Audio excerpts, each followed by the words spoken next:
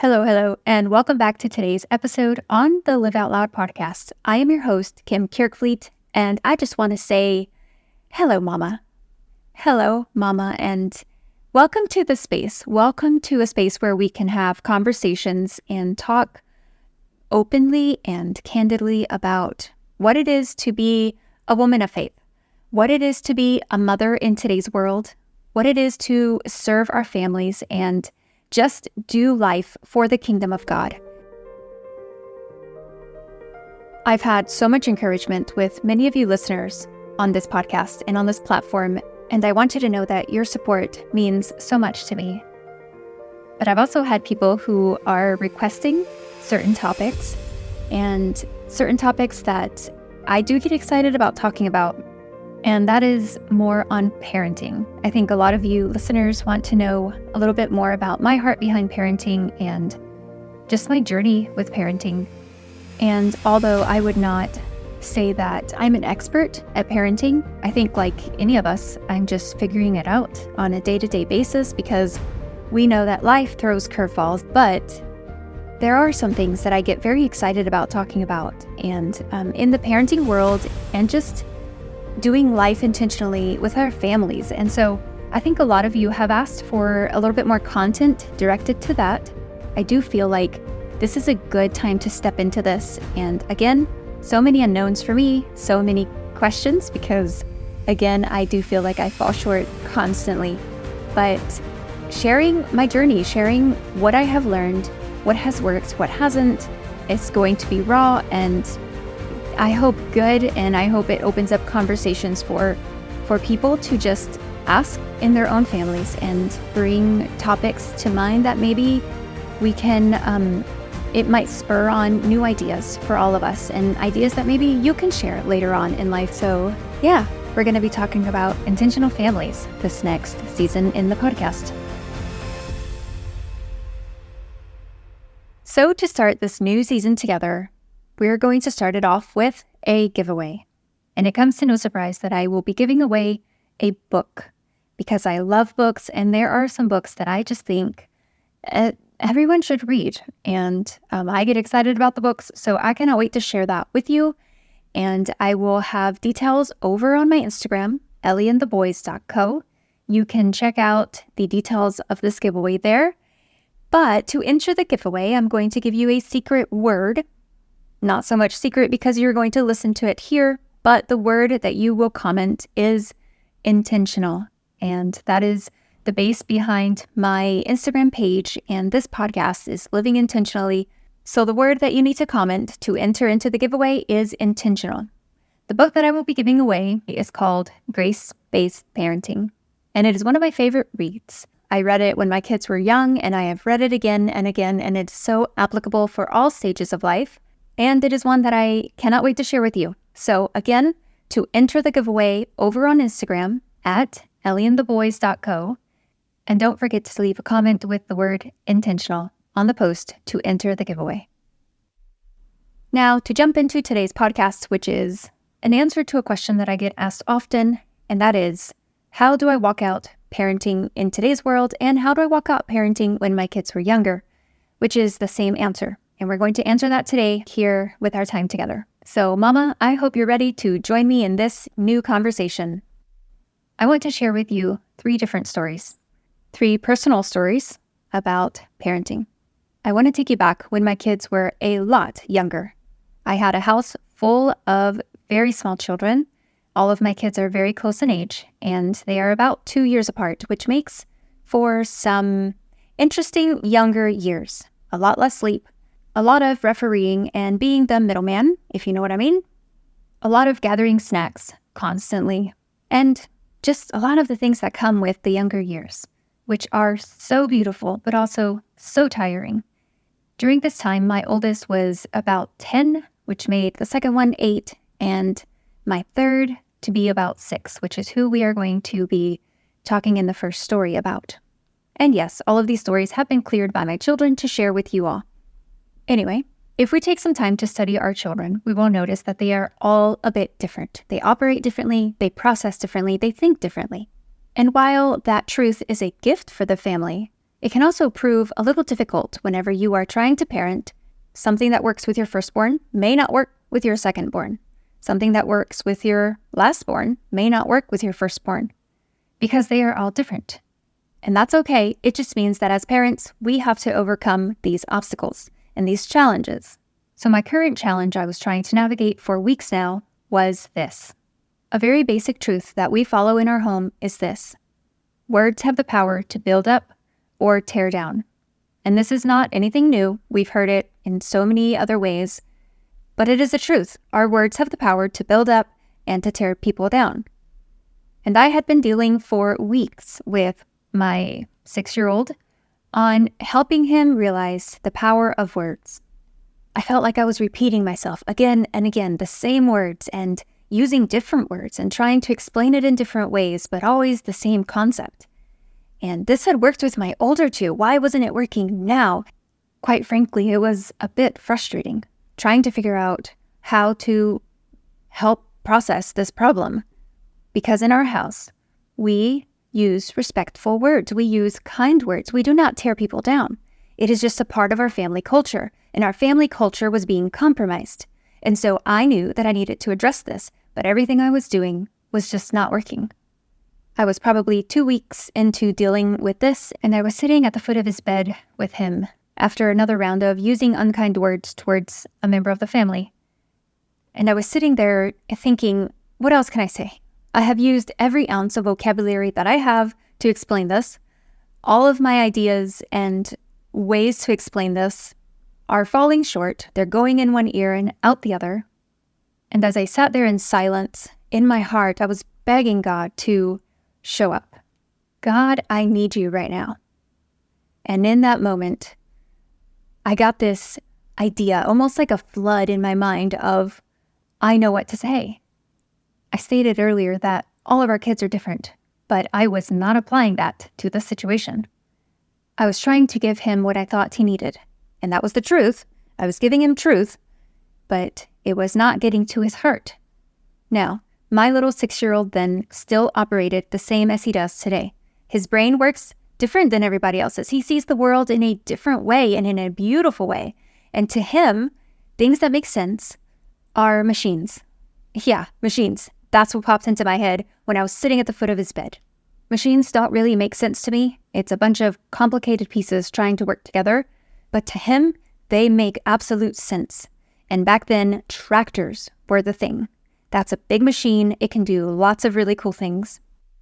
I painted a picture of a big tractor sitting in front of an old building. And you know the tractors that have, I do not know the words, so the names for them, I'm really sorry about that, but the big tractors that have this big, like, wrecking ball, and they swing back and forth. And what do? Yeah, they knock down the houses. They literally destroy everything in their path. They do not have the capability to build anything, not this kind of tractor. And this is what I was explaining to him. And as I was speaking these words, I knew that they were not my words. They were directly from God to my son's heart.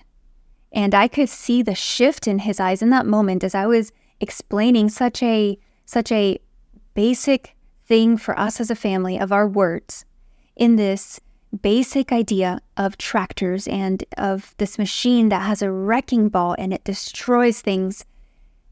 And I could see these thoughts clicking in his mind. It was a truly beautiful moment for me to see this reality click for him and sink to his heart. Naturally, there were tears after because he felt the weight of what he had been doing, because now it made sense to him. And he felt the weight of it, which then we could start the process of repentance and reconciliation and rebuilding. And so that was just a neat process to follow up with. But still to this day, I remember how those words, which were not mine, and that idea of talking about a wrecking ball was not mine, and it was given from God, and it made such a huge difference in my son's heart. So that's the first story. The second one, we fast forward a few years later, and I am sitting in my car with my now 14-year-old, and I'm getting ready to send him off on his first solo trip. I know what you're thinking. 14 is really young, and it really is.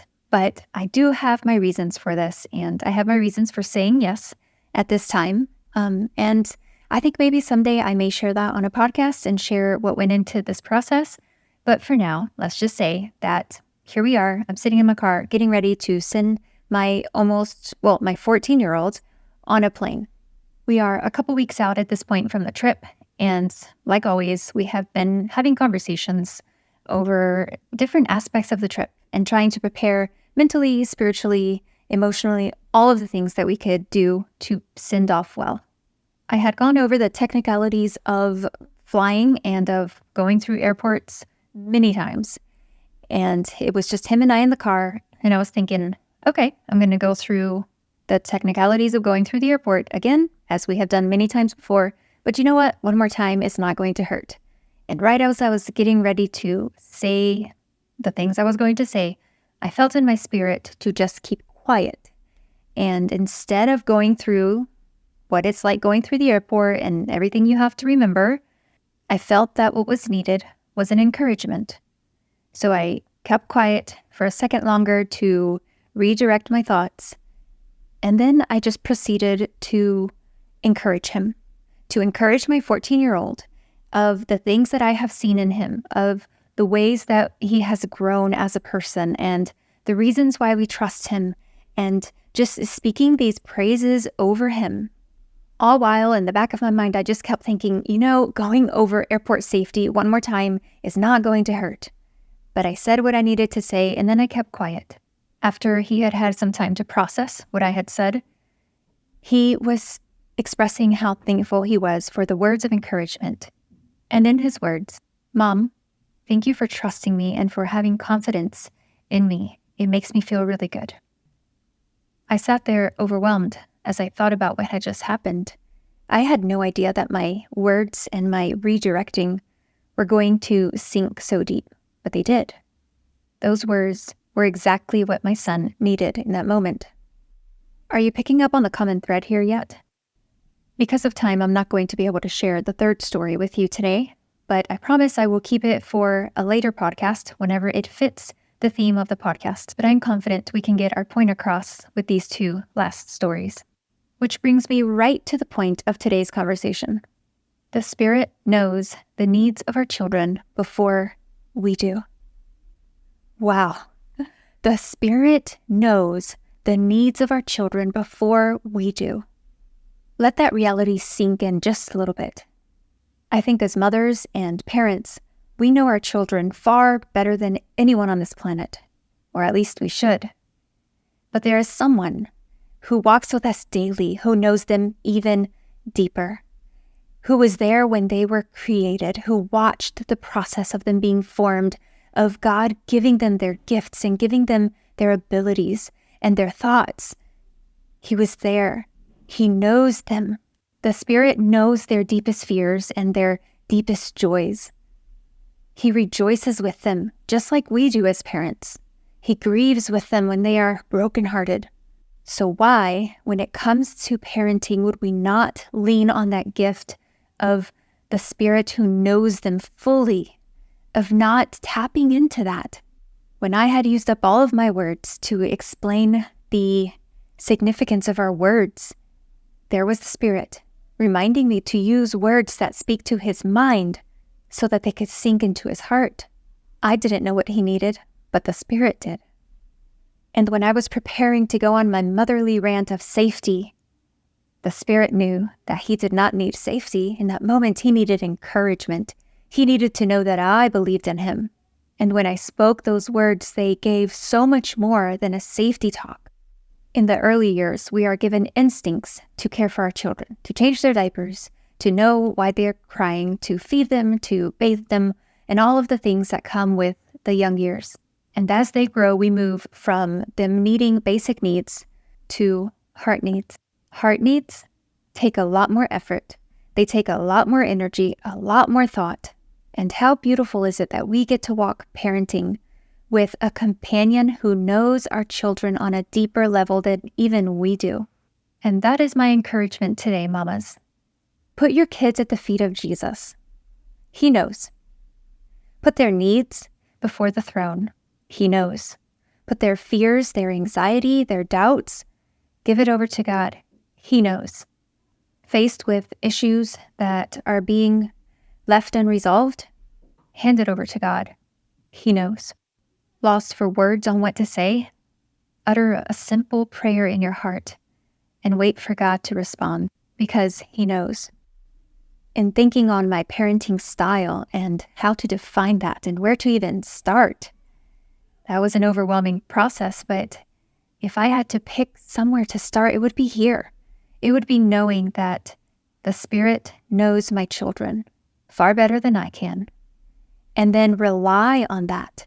Every day, rely on the leading of the Spirit in small conversations, in big moments, in fear, in joy, in excitement, in all the emotions that our children face. Rely on the Spirit to guide you, and then just sit back and watch how amazing it is when He steps in and when He just breathes life over situations that you feel maybe lost or hopeless.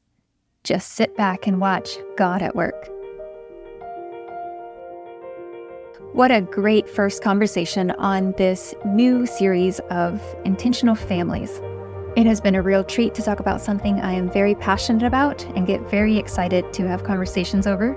Don't forget, the giveaway is live over on Instagram at ellieandtheboys.co. You do not want to miss this giveaway, this awesome book that we are giving away over there. And don't forget to comment the secret word for the giveaway. Blessings over each of you listeners today. Until next time.